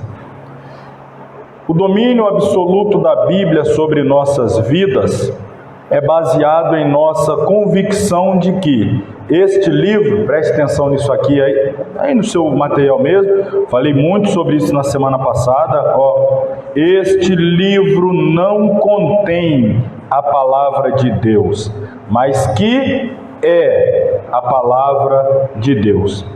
A grande diferença entre a Bíblia e os demais livros é, sem dúvida, a sua inspiração. Seguem-se duas definições da palavra inspiração. Então, o que diferencia a Bíblia de todo e qualquer outro livro? A inspiração. Eu posso receber inspiração de Deus para preparar uma mensagem, uma pregação? Sim. Para escrever uma canção? Sim. Uma poesia também? Sim. Mas eu não posso comparar a inspiração que eu recebo para um sermão, para um hino, com a inspiração que Deus entregou aos escritores da Bíblia para redigir a Bíblia. Não é a mesma coisa. O modelo de inspiração aqui é diferente. Nós vamos ver isso aqui. E eu vou apresentar, primeiro, duas definições de inspiração. Uma definição etimológica e, em segundo lugar, uma definição teológica. Quero que vocês gravem essa expressão aí, etimológica. Nós vamos falar muito sobre isso aqui ao longo do curso, tá? Tem algumas palavras que agora no começo, eu já disse, repito, assustam, mas à medida que a gente vai repetindo, você vai se acostumando. Essa aqui é uma das palavras muito utilizada em curso teológico, é etimologia. O que é isso? Vamos lá. Vou te mostrar aqui, etimologia. Etimologia tem a ver com a parte da gramática que estuda a história ou origem das palavras e da explicação dos significados das palavras. Então, toda vez que eu uso o termo aqui, etimologia, estou falando de origem da palavra. Você quer ver uma coisa que às vezes você está acostumado a ouvir? A pessoa diz assim, esta palavra aí no original, é a mesma coisa, é a etimologia, é quando você vai buscar a palavra lá no seu original. Porque existem palavras que nós falamos hoje, mas que quando elas foram escritas, ou seja, originalmente lá atrás, o significado dela era diferente do significado que tem hoje. Isso acontece com a língua portuguesa. Talvez você saiba de palavras que tinham um significado comum, mas com o passar do tempo ela foi ganhando um outro significado. E às vezes nós lemos hoje e entendemos a partir da nossa cultura, da mente de hoje, mas quando foi escrita, o significado era outro. Então sempre a gente vai trabalhar em etimologia, significado etimológico, conceito etimológico. A gente tem que buscar lá no original. Por quê? Porque me interessa saber o que o autor queria dizer quando ele escreveu. Porque quando ele escreveu tinha um significado. Muitos permanecem, alguns mudam. Você quer ver? Vou dar um exemplo aqui. Evangelho. Evangelho é uma palavra que mudou muito o seu significado.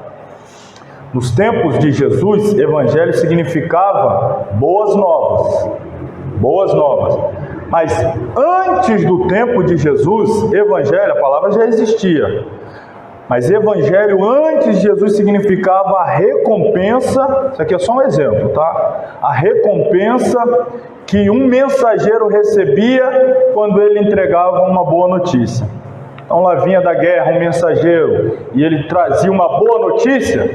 Então o rei dava a notícia, ganhamos a guerra. Aí o rei dava a ele uma recompensa pela boa notícia que ele trouxe. Aquela recompensa, o nome dela era evangelho. Então evangelho significava a recompensa. Com o passar do tempo, evangelho foi significando a própria boa notícia. Deixou de significar a recompensa pela transmissão da boa notícia e passou a significar a própria boa notícia. Isso aqui é um exemplo. Acontece com muitas palavras. O tempo passa e ela muda o seu significado. E a gente precisa entender como ela era entendida no tempo, na época em que foi escrita. Então vamos entender aqui a etimologia de inspiração. Aí eu tenho que tratar aqui então no seu original. Ali está em grego, transliterado, theopneustos. Theopneustos. Theos, Deus, pneus. Vem da palavra pneu, né? Você lembra do pneu do carro mesmo. Pneuma, de pneumatologia, de espírito. A palavra pneu. Está aí um outro exemplo. Hoje você fala pneu. Quando eu falo para você pneu, você pensa naquela borracha que envolve a roda do carro. Mas sabe o que é pneu? Pneu é ar. Mas só que a gente foi passando o tempo, ao invés de falar daquela camada de borracha que envolve o ar, começamos a chamar de pneu própria, ao invés do ar, a própria borracha. Acontece com muitas palavras. Pneu é ar, é sopro, é fôlego, é vento. Então, quando nós tratamos aqui de theopneustos, estamos falando soprado por Deus, Deus soprando. E aí quando a gente fala soprar alguém, está soprando a resposta, está dizendo para ele. Então, soprado por Deus, inspirado por Deus é soprado por Deus. Inspiração é a supervisão de Deus sobre os autores humanos da Bíblia, de modo que, ao usarem suas próprias personalidades e estilos, redigiram e registraram sem erros as palavras da revelação de Deus ao homem. Está aqui no próprio material. A palavra inspiração vem de dois vocábulos: theos, Deus, pneumatos, sopro. Literalmente significa aquilo que é dado pelo sopro de Deus. Então se falar que a Bíblia foi inspirada por Deus, foi soprada por Deus. A mensagem foi entrando, chegando à pessoa que recebeu a inspiração, como que sendo soprada por Deus. Mas vai além. A gente ainda vai ver outros termos aqui. Definição teológica. Ação sobrenatural do Espírito Santo sobre os escritores sagrados, que os levou a produzir de maneira inerrante, infalível, única e sobrenatural a palavra de Deus, a Bíblia Sagrada.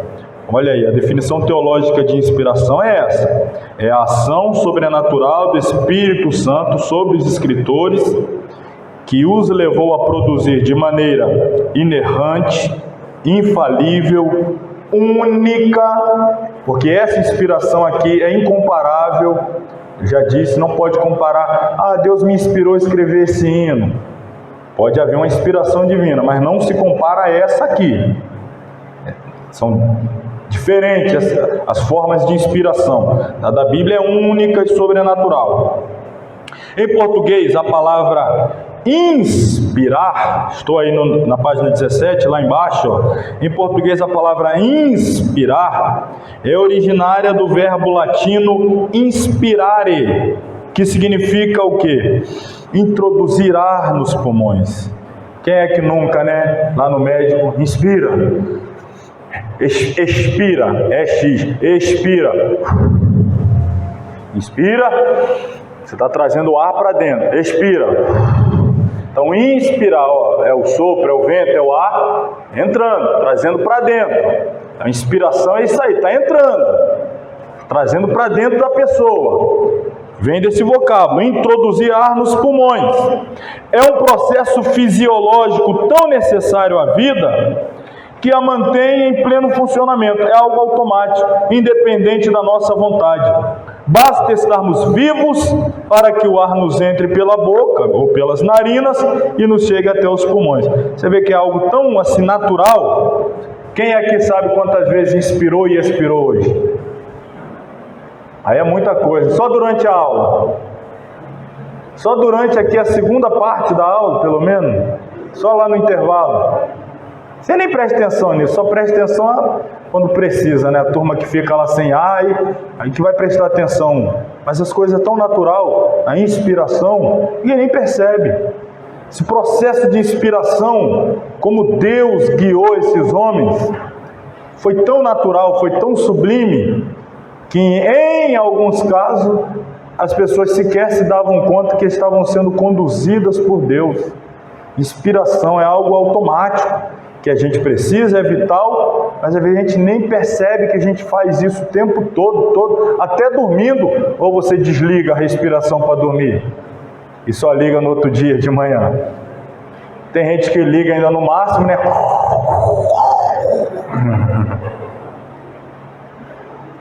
Depois você pergunta a minha esposa se eu faço isso, ela vai falar que não. Assim também ocorreu com os santos profetas e apóstolos usados para escrever a Bíblia Sagrada. O Espírito Santo insuflou-lhes a palavra de Deus de tal forma que foram eles impulsionados a registrar os arcanos e desígnios divinos de maneira sobrenatural, inerrante, infalível e singular. Nenhum outro livro foi inspirado dessa forma. Foi um milagre que se deu na área do conhecimento humano e nunca mais se repetiu. As Escrituras eram sopradas por Deus à medida que o Espírito Santo inspirava seus autores a escrever em prol de Deus. Por causa de sua iniciação e superintendência, as palavras dos escritores eram verdadeiramente a palavra de Deus. Em alguns casos, os escritores bíblicos tinham consciência de que a sua mensagem não era meramente sabedoria humana, mas as palavras que o Espírito Santo ensina. Vamos ver aqui alguns exemplos, as quais também falamos. Não com palavras de sabedoria humana, mas com as que o Espírito Santo ensina, comparando as coisas espirituais com as espirituais. 1 Coríntios 2,13. Os próprios autores sagrados tinham consciência da qualidade inspirada dos escritos que compunham a palavra de Deus, conforme o demonstram expressões tais como... Olha aqui, Marcos 12,36. O próprio Davi disse pelo Espírito Santo. Então aqui já há Uma percepção de que Davi disse, mas não era dele, era do Espírito Santo. O Espírito do Senhor falou por mim. Olha, a pessoa tinha consciência. Varões e irmãos, convinha que se cumprisse a Escritura que o Espírito Santo predisse pela boca de Davi. Consciência de que Deus usou a Davi. Bem falou o Espírito Santo a nossos pais pelo profeta Elias. Mais uma consciência aqui revelada. Portanto, como diz o Espírito Santo, se ouvirdes hoje a sua voz, não endureçais o coração. E também o Espírito Santo nolo testifica, porque depois de haver dito, este é o concerto que farei.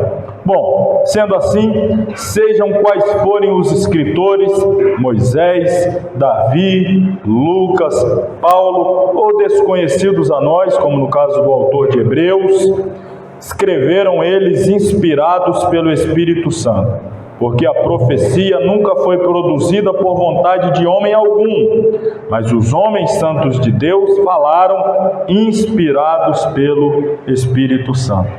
Então, inspiração é a direção, a condução, a superintendência de Deus através do seu Espírito, para que as palavras que fossem registradas estivessem de acordo com a revelação de Deus, a vontade de Deus.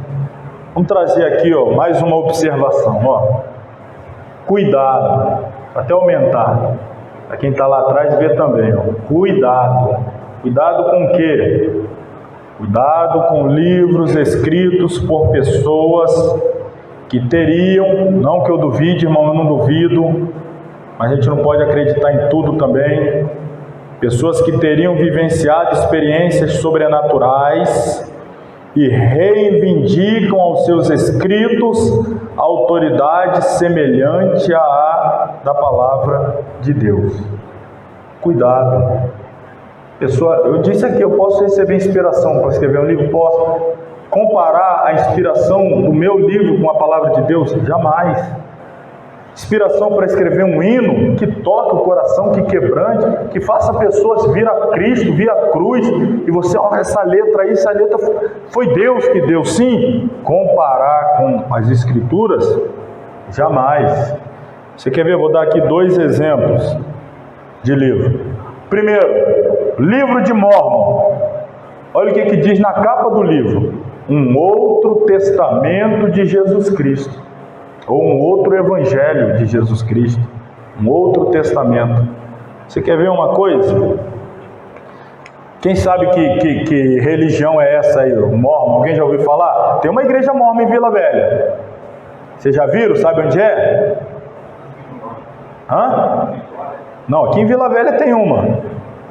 Igreja de Jesus Cristo dos Santos dos Últimos Dias. Ali na Glória, perto, como é que é o nome daquela loja? Pimpolho? Pimpolho, isso mesmo. Ali ao lado dela, tem uma igreja grande ali dos Mórmons. Você quer ver uma coisa? Na Bíblia está escrito aqui, Paulo escrevendo aos Gálatas, capítulo 1. Olha o que Paulo escreveu aqui na carta aos Gálatas, no capítulo 1.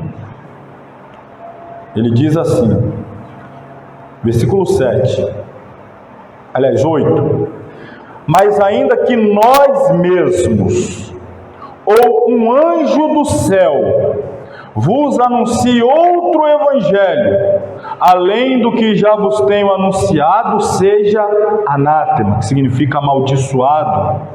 Versículo 9, ele ainda reforça: assim como já vos dissemos, agora de novo também vos digo, se alguém vos anunciar outro evangelho além do que já recebestes, seja anátema. Paulo chega a dizer, mesmo nós, apóstolos, se for outro evangelho, outro testamento, que eu falei para vocês semana passada, testamento, aliança, concerto, o evangelho é a boa nova, o concerto em Jesus Cristo, na cruz, no seu sangue. O livro de Mórmon é um outro testamento. Se você ler a história da origem desse livro, eu vou falar aqui bem rapidinho. O Joseph Smith, fundador dos Mórmons, ele ele foi a uma cidade lá nos Estados Unidos da América, se eu não estou enganado, o nome da cidade é Palmira, e nessa cidade ele se deparou com um anjo que vivia lá. O nome desse anjo era Moroni. Esse anjo nasceu, era filho, tinha um pai que se chamava Mormon, que viveu ali uns 500 anos antes e que escreveu uma revelação de Deus e enterrou naquela região. Só que o texto estava escrito em língua de anjos, mas havia também ali duas pedrinhas, como se fossem lentes. O nome de uma pedra era Urim e o nome da outra pedra era Tumim. Aí ele coloca aquelas pedras, e aí quando ele olha para o texto que está escrito em língua de anjo, com aquela lente ela era automaticamente traduzida para o inglês, o idioma dele. E aí ele fez isso e redigiu, e saiu esse negócio aí, ó. Aí você pega esse texto aqui, Paulo dizendo, aqui ó, ainda que nós, um anjo do céu, esse anjo que ele fala lá nem era do céu, morava naquela cidade o anjo, e tinha nascido de um homem de lá mesmo. Interessante é que quando que na verdade, quando acontece a redação ainda desse, vamos pensar num espaço como esse aqui, ele colocou uma cortina assim, um véu, e a pessoa que escrevia ficava do lado de lá do véu, e o Joseph Smith ficava do lado de cá, ele dizendo que estava com a lente aqui lendo, e ele interpretava, falava, e a pessoa do lado de lá escrevia, e depois que ele terminou de ditar e a pessoa de lá escreveu, ele devolveu o original para o anjo levou para o céu. Quando tirou a cortina, ó, não está mais aqui, o anjo já levou o livro, e é isso aí que eu acabei de ditar para você. E você acha que tem pouca gente nessa igreja? Com história como essa aqui? E esse ali, o Grande Conflito? Já ouviu falar? Os livros, Grande Conflito, Patriarcas e Profetas. Quem é o escritor? Ellen Gold White. Familiar esse nome é você que ouve a 95.9? Novo Tempo, né? É dos Adventistas. Eles dizem que os escritos de Ellen White têm a mesma inspiração que a Bíblia. Lá na Adventista a Bíblia fica de lado, os livros de Ellen White aqui é estudado. Aí você vai ver coisas que ela fala aqui. Ela fala que Miguel é Jesus, ela fala um monte de coisa. Pessoal, o livro dela. Isso que eu estou dizendo para vocês, irmão, parece que o que eu estou falando aqui não acontece pertinho da gente. Mas é mais perto que você imagina. A igreja Mormon tem na glória, a Adventista tem para todo canto, e tem milhões de pessoas que estão lá, que saíram das nossas igrejas, saíram de dentro das nossas igrejas, para acreditar em histórias dessa aqui. Que a gente acha absurdo, tem gente que acredita e vai. Então olha aí, não irmão, jamais caia nessa esparrela, nessa armadilha de querer dar o mesmo crédito a qualquer outro livro, ao crédito que devemos dispensar à Bíblia. Se está na Bíblia, ok. Se não está, refuta, irmão. Não tem essa. Ah, o pastor é meu amigo, está fora da Bíblia, amizade, céu à parte. Fica com a Bíblia. Eu disse semana passada, não vai nesse negócio, eu quero uma igreja perto da minha casa. Vá numa igreja perto da Bíblia. O negócio é a Bíblia. Aqui é a nossa base, é a nossa regra, é o nosso fundamento. Então, vamos prosseguir, falando da inspiração da Bíblia aqui, né? Vamos lá. Vou aproveitar aqui e trazer essa, já que estamos falando da Bíblia, mais uma dúvida aqui para dar essa descontração. Não é uma descontração, é informação, mas não é inútil, não é útil. Talvez você não saiba disso aqui. Você sabia? Todos os escritos do Antigo Testamento que contém 1º e 2º, sempre são pronunciados no masculino. Por exemplo, 1 Samuel, 2 Samuel, 1 Crônicas, 2 Crônica, 1 Reis, 2 Reis. Antigo Testamento, sempre no masculino. E aqui? Já os escritos do Novo Testamento que contém 1º, 2º e 3º são pronunciados sempre como? Feminino. Ninguém vai deixar de ir para o céu se falar errado, tá? Ninguém vai perder a salvação porque falar errado. Mas a gente está aqui para aprender, então estou ensinando isso aqui. para vocês. Novo Testamento feminino, 1 aos Coríntios, 2 aos Coríntios, 1 de Pedro, 2 de Pedro, 3 de João. Novo Testamento feminino, Antigo Testamento sempre masculino. Pegaram a regra aí? Agora por quê? Vocês sabem? Pronto, aí a gente tem um teólogo na sala, fica fácil, né? Aqui eu já dei os exemplos, ó. Sempre masculino é primeiro, segundo, primeiro. Exemplo aqui, ó. Primeira, segunda, a Timóteo, terceira de João. Não há João de, aqui é a origem, João que escreveu. Sempre feminino. E a resposta é essa aí, já foi dada, bem simples. Porque os escritos do Antigo Testamento são livros. Já esses do Novo Testamento são epístolas, cartas. O que acontece na prática, na verdade, quando a gente fala, o que acontece é uma supressão. O que é isso? Quando falamos, nós removemos, a gente fala de forma resumida, então a gente omite livro e epístola. Mas o certo seria, primeiro livro dos reis. Só que você omite livro. Então você tem que continuar pelo menos com a concordância. Primeiro Reis. Segundo livro das crônicas. Aí você não quer falar livro, você tira livro, mas continua com a concordância. Segundo Crônicas. Primeiro livro de Samuel. Você pode ler na Bíblia, está lá. Primeiro livro de Samuel. Primeiro livro das crônicas. Segundo livro dos reis. Só que você vai falar usualmente, você vai omitir o livro, mas você não pode trocar agora a concordância do gênero, tem que continuar masculino. E epístola, a mesma coisa. Está ali, ó, primeiro livro, eu botei entre parênteses, estou subtraindo o livro, continuo, primeiro Reis, segundo Samuel, e lá embaixo, primeira epístola aos Coríntios, só que eu vou tirar ali, ó, epístola aos, primeira, aliás, tem que tirar só epístola, aos tem que permanecer, primeira aos Coríntios, abra na sua Bíblia, primeira aos Coríntios, primeira o quê? Primeira carta, primeira epístola, é feminino, abra aí na segunda de João, segunda carta, segunda epístola, então se mantém no feminino. Olha lá, eu vou ficar de olho em vocês daqui para frente, hein? Dê oportunidade aqui. Terceiro, João. Brincadeira, não vou ficar de olho em vocês não. Só um pouquinho. Mas é isso aí. Estamos aqui para aprender e aí mais essa informação. Vamos voltar aqui para fechar. Modo de inspiração. Ainda na página 19.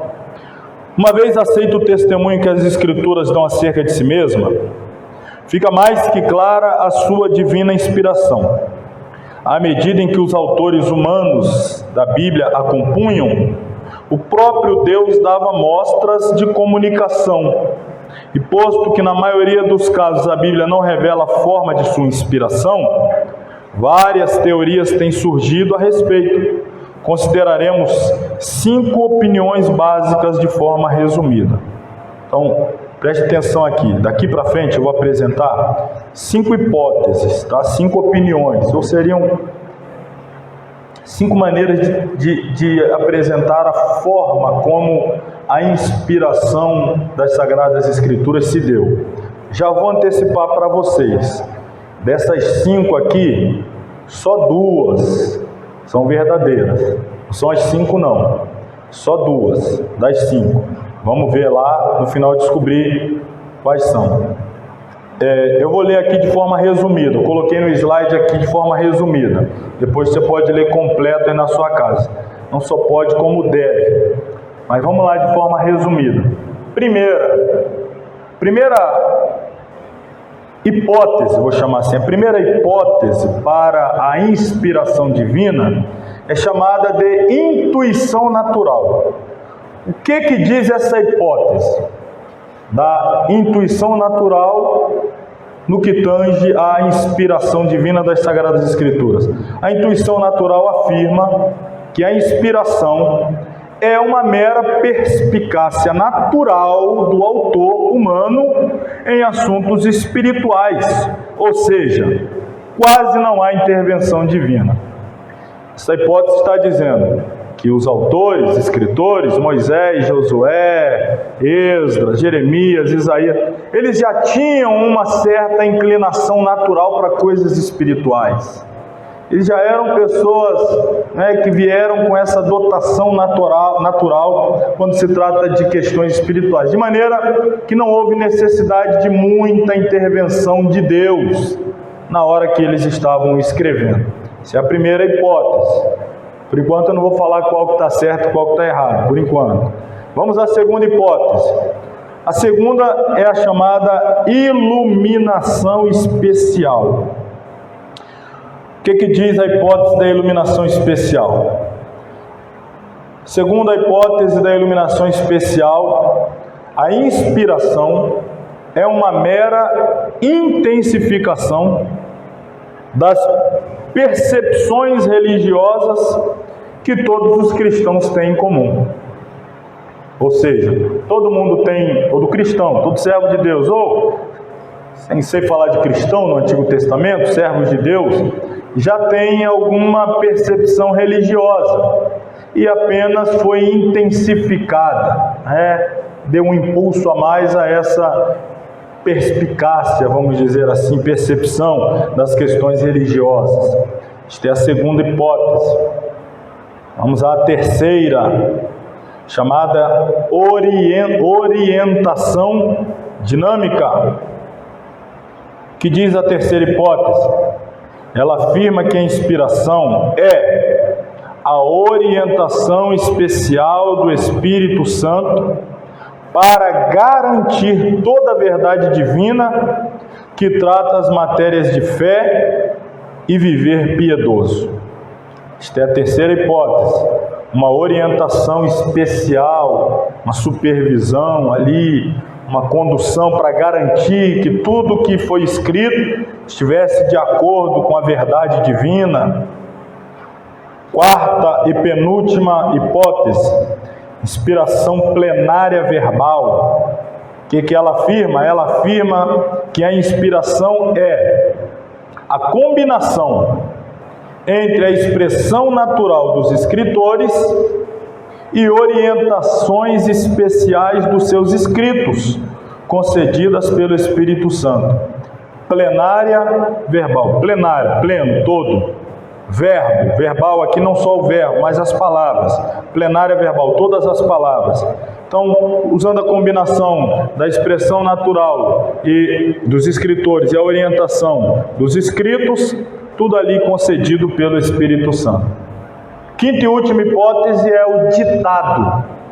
Ditado divino. O que afirma o ditado divino? Afirma que a inspiração é a superintendência infalível das palavras divinas à medida que o Espírito Santo as ditava. É o ditado, vai ditando palavra por palavra e o outro vai escrevendo. Então, essa hipótese diz que o Espírito Santo ditava e os escritores bíblicos escreviam.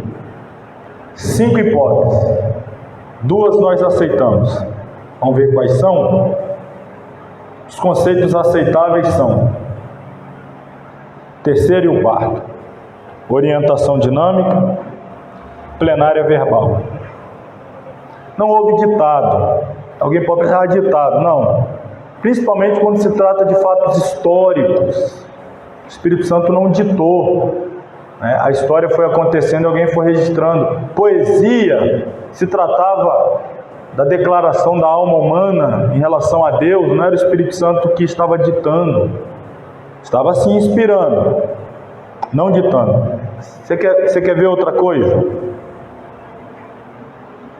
Tudo que está na Bíblia, todo o conteúdo da Bíblia, o registro de todo o conteúdo da Bíblia, está de acordo com a vontade de Deus. A vontade de Deus que aqui entrasse, tudo que aqui entrou. Cada palavra, cada letra, cada sílaba, cada pontuação, cada frase, foi da vontade de Deus. Mas nem tudo que aqui está foi Deus quem falou. Pode parecer assustador, mas você quer ver uma coisa? Na Bíblia aparece o diabo falando? Sim ou não? A gente estudou o livro de Jó no trimestre passado, alguns trimestres para trás, né? O livro de Jó. O diabo não foi lá falar com Deus, os anjos e tal, o diabo. Foi Deus que inspirou o diabo a falar o que ele falou?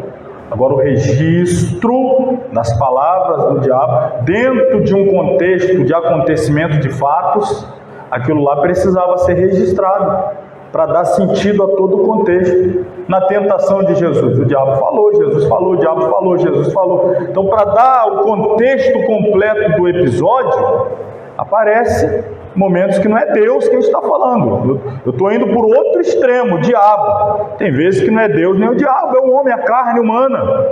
Saul, eu poderia citar vários aqui, homens naturais que falaram. Os amigos de Jó falaram no final do livro. O que Deus disse? Para Jó orar por eles, Deus ainda falou: porque eu não falei pela boca deles. Deus diz: tudo que eles falaram não veio de mim. Mas por que está aqui?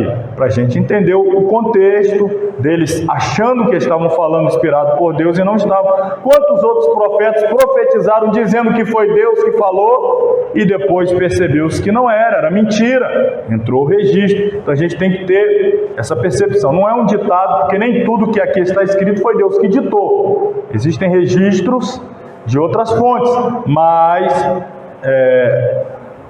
a necessidade de estar contido no livro é para que a gente compreenda todo o contexto, né, que envolve o livro, o capítulo, enfim. Então, os conceitos aceitáveis são a orientação dinâmica e a plenária verbal. São esses dois aqui, o terceiro e o quarto. Por quê? Porque esses conceitos admitem tanto a obra do Espírito Santo e a diferença de estilo dos escritores. Só que é importante, irmãos, isso é importante a gente saber, porque eu vou mostrar primeiro aqui dentro da Bíblia, da inspiração da Bíblia, e depois eu vou te dar exemplo dentro de um contexto nosso, de igreja pentecostal do dia a dia.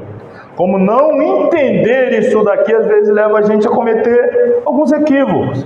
Por exemplo, o mesmo Deus que usou o profeta Isaías, quando você lê o livro de Isaías, ele tinha um hebraico, claro que a gente lê em português, mas no hebraico ele tinha um hebraico polido, porque ele era nobre, ele era primo de rei, ele foi criado lá dentro da corte. Moisés foi um dos homens mais inteligentes que já viveu na terra. Não estou falando de cristão, de crente, de servo, estou falando de planeta Terra. Foi um dos homens mais inteligentes. Até fora mesmo do meio cristão, os estudiosos do pensamento humano atestam que Moisés tinha uma qualidade emocional, uma capacidade de inteligência emocional, etc., fenomenal, um dos mais inteligentes. Paulo também está aí nessa prateleira de cima de homens inteligentíssimos. Mas o mesmo Deus que usou o inteligentíssimo Paulo, o inteligentíssimo Moisés, usou o iletrado Pedro. E você quer ver um fato interessante do que Pedro tem a dizer sobre Paulo? Abra sua Bíblia na segunda epístola de Pedro.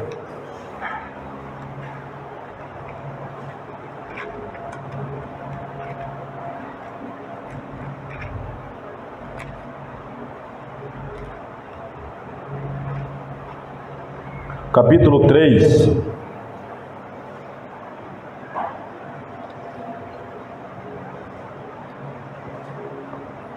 versículo 18. O 18 todo mundo conhece. Vai ser estudante de teologia, já tem isso aqui quase na ponta da língua. O que está aí em 2 de Pedro 3,18? Não sei se você prestou atenção. Segunda, hein? Feminino. 2 Pedro 3,18, o que diz aí?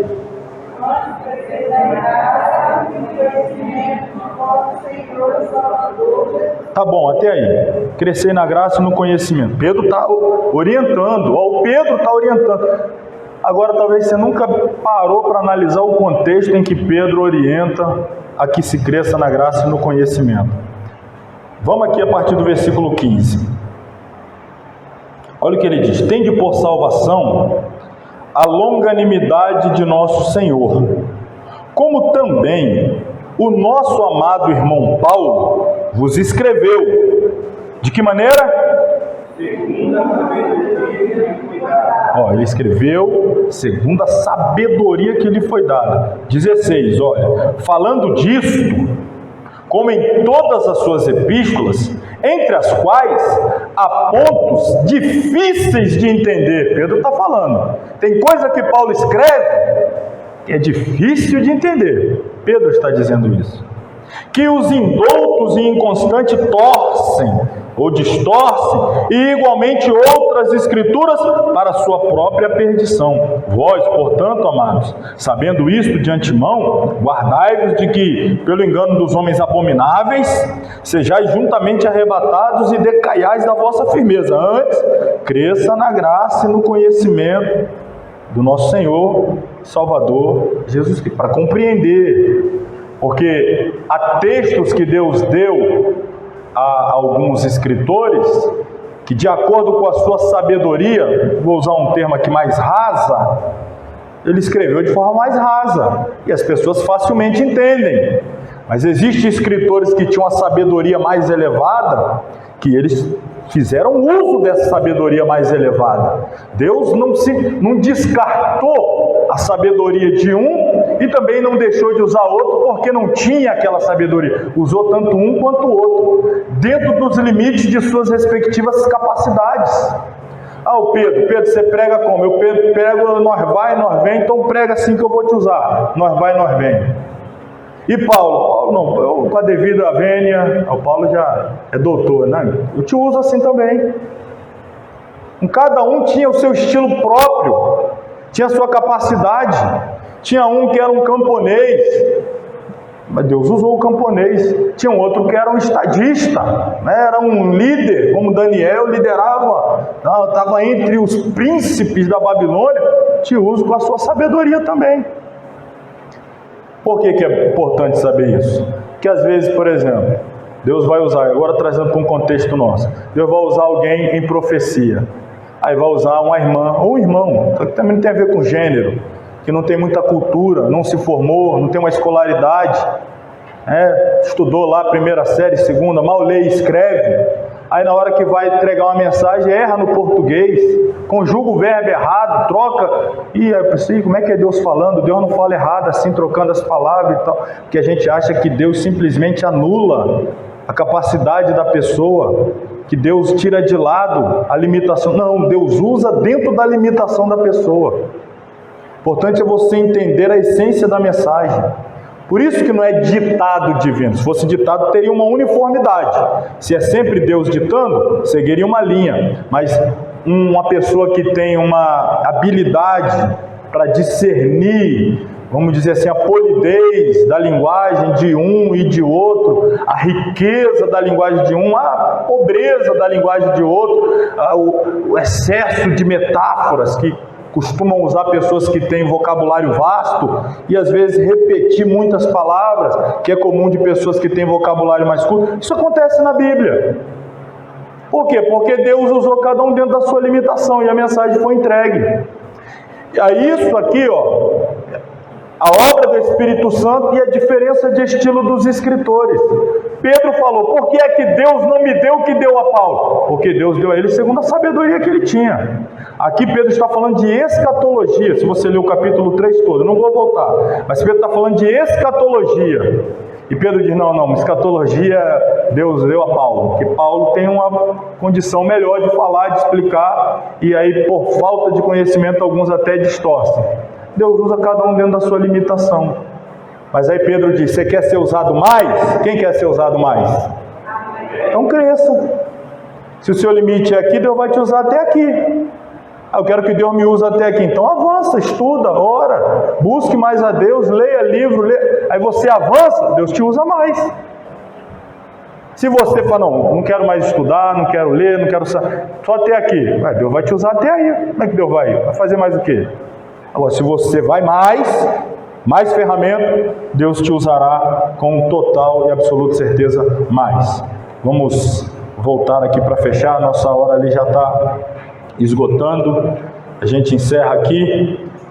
trazendo uma palavra de bênção para vocês nesse fim de semana. Semana passada encerramos em grego, hoje em hebraico. Baruch, Shem, Kevod, Mark, Hot, Leolam, Vaed. Bendito seja o nome da glória do reino para toda a eternidade. É uma bênção que os judeus costumam dar sobre o povo. Então aqui está, estamos encerrando mais esta aula. Semana que vem, querendo Deus, retornaremos para falar a partir do capítulo 5. O assunto é inerrância das Sagradas Escrituras. O que é isso? Isso significa que na palavra de Deus não contém nenhum erro. Será? E agora ficou, será mesmo que não tem nenhum erro? Você nunca ouviu ninguém falar, mas ali está escrito assim, aqui assim, olha aí, não bateu. Tem erro ou não tem erro? Vamos ver semana que vem, vou deixar no ar aí, hein? O capítulo já diz, né? Inerrante. A gente vai falar um pouco das tais contradições que dizem haver. Vamos pegar alguns textos polêmicos, que algum diz, esse aqui não bate com esse, aquele disse isso, aquele disse aquilo, aqui não... Vamos falar um pouco sobre esses textos aí e mostrar que apesar da aparente contradição, a Bíblia permanece inerrante. Amém? Vamos ficar de pé para nós orarmos, encerrarmos mais esta aula. Semana que vem tem mais. Os ganhadores do livro que trouxeram algum aluno, passa lá no final, pega. Você que não ganhou e quer ganhar, traz semana que vem meu aluno, pode trazer.